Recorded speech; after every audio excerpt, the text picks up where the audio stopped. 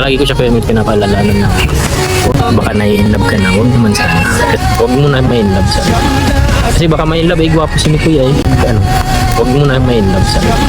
Kasi baka ma-inlove, gwapo si ni Kuya Guwapo talaga Nakakawin nga kami nun. Kaya sabi ko, huwag na muna kasi bata ka pa. Mag-aral ka muna kasi kung kayo talaga yan.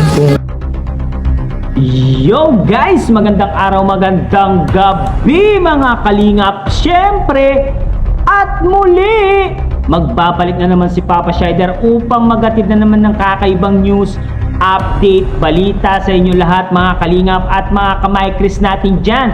Siyempre mga ka-7-Eleven dyan, mega loud shoutout po sa inyo lahat. Grabe na to guys, nagulantang ang lahat doon sa narinig nila kay Tatay Junel. May payo po itong si Tatay Junel kay Mikoy at Krista kung na-interview siya ni Kuya Mel about doon sa nangyayari sa EDSI. Ito po ang kanyang saloobin guys. Pakinggan po natin ang saloobin ni Tatay Junel. Nagulantang ang mga Christianers dito guys. Tara guys, panoorin natin. Siyempre, kung bago ka pa lamang sa ating YouTube channel, huwag kalimutan mag-like, mag-share, mag-subscribe.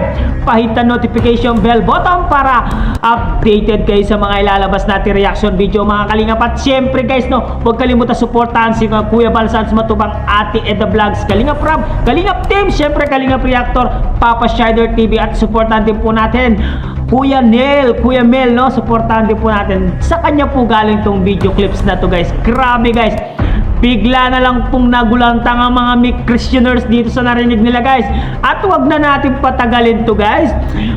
Salaysayin natin ang ano yung gustong iparating ni Kuya Junel, si Tatay Junel, yung gusto niya pong iparating sa Chris guys. Panoorin na natin. Let's go!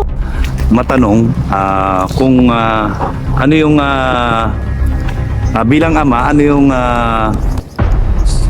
magiging opinion mo or suggestion mo or ano yung pwede mong masabi tungkol dito sa nangyayari ngayon sa EDSI? Para sa akin po, para sa akin ay kasi po hindi ko naman si hawak kasi yung dalawa ay hindi doon sa nalalaman mo sa nangyayari ngayon yan, ano yung pwede mong masabi diyan o ano yung pwede mong mapayo kasi di ba alam naman natin na si Krista isang Kalingap Angels din na merong kalabting, so para maiwasan kung ano yung hindi pagkakaintindihan, ano yung pwede mong maipayo?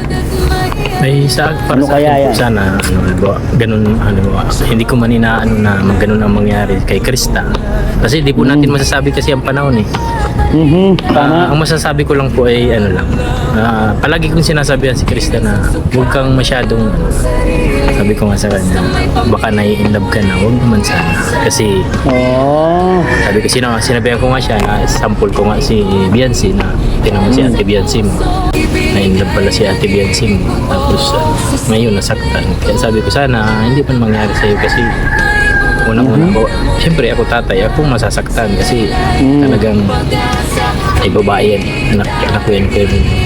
Tama naman. Medyo bata pa si si Krista, di ba? Oo, bata. So, ibig sabihin ganun, hindi ko man inaano na ganun ang mangyari kay Krista kasi hindi po natin masasabi kasi ang panahon ang masasabi ko lang po ay palagi kong sinasabihan si Krista na huwag kang masyadong sabi ko nga sa kanya baka nai-inlove ka na, huwag naman sana kasi sabi ko sinabihan ko nga siya na sample ko nga si Biancy na tinamo si Ate Biancy mo na-inlove pala si Ate Biancy mo tapos ngayon nasaktan. Kaya sabi ko sana hindi pa mangyari sa'yo kasi unang-una ko, siyempre ako tatay, ako masasaktan kasi talagang ay babae yan anak ko yan Kevin.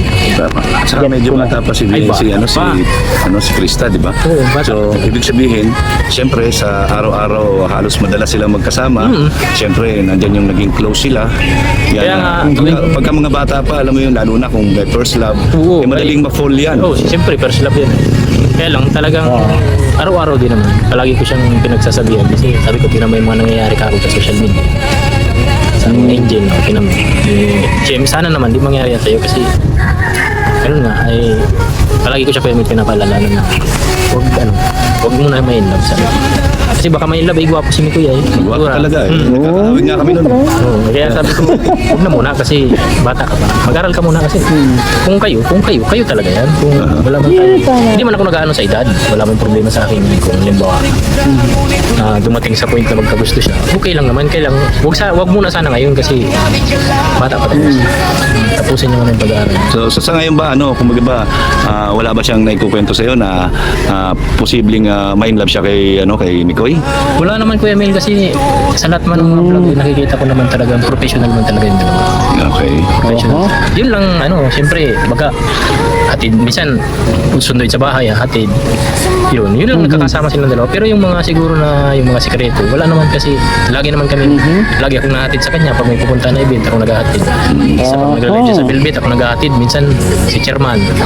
Yung pag sila ni Mikoy yun silang hinahatid ni Mikoy naman sa bahay pero ako nahatid sa Bilbit. So ibig sabihin na talagang fully professional lang yung kanilang love team sa ngayon. Professional po. Talagang sila, hands-on talaga sila sa bilang isang artista, pareha sila bilang ni Kuya Rab. Talagang doon lang po talaga sila. Love team lang talaga sila. Talagang very professional din po si Mikoy. nakikita ko kay Mikoy. Talagang Mabait naman si mabait Mikoy. po. Sa pag-alaga, okay naman, wala akong masabi. Sa pag-asikaso. Pero talagang lagi man din kasi magulang ako pinapaalalahanan ko palagi. Sabi ko palagi. Talagang ulit-ulit yan. Sabi ko, nak, baka na-in-love ka na. Sabi naman sa akin, hindi naman pa. Trabaho lang tayo. Ibig sabihin minsan ba napapayuhan mo rin si Mikoy? Minsan naman hindi naman payo. Minsan bihira lang kasi kayo magkasama noon pag may vlog lang. Oo. Mabati lang, mamano. Minsan nagpasalamat lang sa kanya. Ganun lang. Pero wala naman talaga yung totaling nag-uusap talaga kami matagal. So maganda pala yung kanilang tandem, Ganda na. So sa mga followers na panatiko ng mga yung supporters, 'di ba? Mga sponsors na yung pwede mong mapayo. Kasi sa akin po kasi marami po kasi tayong nababalitaan na nag-aaway-aaway ng mga GC po bagang nag-aaway. Sabi ko, para sa akin po na magkaisa na lang po tayo, wag na po tayong mag-away-away kung suporta po tayo sa sa mga love team gaya sa Miss Chris. Support na lang po tayo, wag na po tayong mag-away. Kasi po unang-una po tatamaan po diyan yung beneficiary po, gaya ni Krista po. Kawawa po yung bata. Hindi man po sa kawawa kasi tatay ako. Kasi nakikita ko po marami na kasing nangyayari po baga sa love team. Kawawa po yung beneficiary. Oo. Sana wag naman po sa lang tayo, anong tawag dito? Good vibes lang po tayo. Huwag na po tayo. Yan pa ito, siyempre yung mga iba talagang ang gusto nila yung sila yung magkatuluyan. Siya po. Ganyan, di ba? Siyempre, ikaw bilang ama, wala namang problema sa iyo kasi kung ano yung gusto ng anak mo. Ayo po. Diba? Todo suporta ko sa anak ko. Kaya lang po, siyempre po, bata pa. Talagang nandun pa rin yung paggabay ng magulang na tapusin mo na yung pag-aaral mo. Kasi darating ka dyan tsaka higit pa dyan. Huwag mong madaliin kasi para sa kanya din naman yan. Hindi naman po para sa amin yan. At yun nga guys, iliwanagin natin ng mabuti ang gustong sabihin, iparating ni Tatay Junel dito guys, para hindi po kayo malito guys, no? Baka sabihin nyo ayaw niya kay Mikoy. Hindi po yun ang dahilan guys. So ito po ang dahilan, explain po ni Papa Shider sa inyong lahat guys. Nag-alimbawa lang po itong si Kuya Junel, o tawagin na Tatay Junel, about doon kay Biancy, doon sa nangyari sa EDC, na ayaw niya daw mangyari ang nangyari kay Biancy kay Krista Jean Villanueva. Kaya nga pinapayuan daw itong anak niya na baka nai-inlove ka na kay Mikoy kasi sobrang gwapo naman talaga ni Kalinga Mikoy, kaya hindi malayong may love itong si Krista Jean Villanueva kay Mikoy. Payo lang po ni Papa Junel yun kay Krista Jean Villanueva. Alam naman natin guys na may nangyayari dito sa Kalingap, mga Kalingap Angels ay nag-iiwalay, nasasaktan. Ayaw niya pong mangyari kay Krista Jean yun. Pero hindi naman po si Tatay Junel, hindi naman kontra. Hindi po siya kontra sa tambalan ng Mikris. Suportado po siya sa Mikris.